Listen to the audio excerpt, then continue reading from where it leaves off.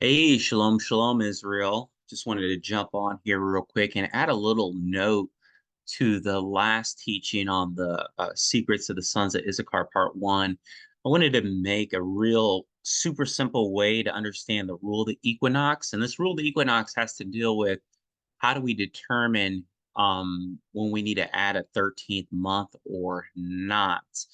And this has to do a lot about syncing up the solar cycle, 365 days, with the lunar cycle, 354 days, with an 11-day difference. Every 3 years, you're going to have 33 days separation. So, in order to sync these two cycles up, there needs to be an insertion of an additional month. So, this rule of the equinox tells us when it is appropriate to do that. And it's based off Exodus 13, verse 10, where it is written, "You shall therefore keep this ordinance," and it's referring to the festival of unleavened bread, "in its season," or moedim, from year to year, or yomim to yomim. That's days to days, which the days are regulated by the sun.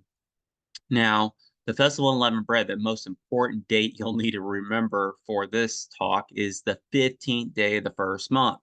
The 15th, because if you don't have the 15th in the proper season, is disqualified. So a really easy way to understand the rule of the equinox is as follows.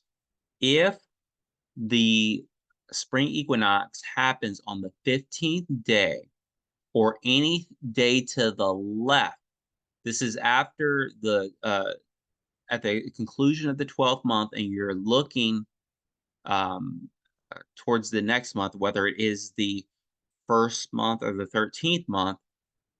If that equinox in that next month lands on the 15th or anything to the left, that's 1 through 15th, you are looking at month number one. However, if the equinox lands on day 16 or anything to the right of the 16th, whether it's a 29-day month or 30-day month, you are looking at you will need to insert a 13th month. So again, if the equinox lands on day 15 or to the left of that on a timeline, days 1 through 15, you are looking at month one. If the equinox lands on day 16 all the way to 29 or 30, depending on the length of the month, you will need to insert a 13th month. You are looking at month 13. So hopefully this helps and makes it even simpler. I know sometimes people in the West are not used to looking at cycles, and a timeline may be more easier. You can think 15 to the left, uh, if the equinox lands on the 15th or anything to the left, as that's new moon one.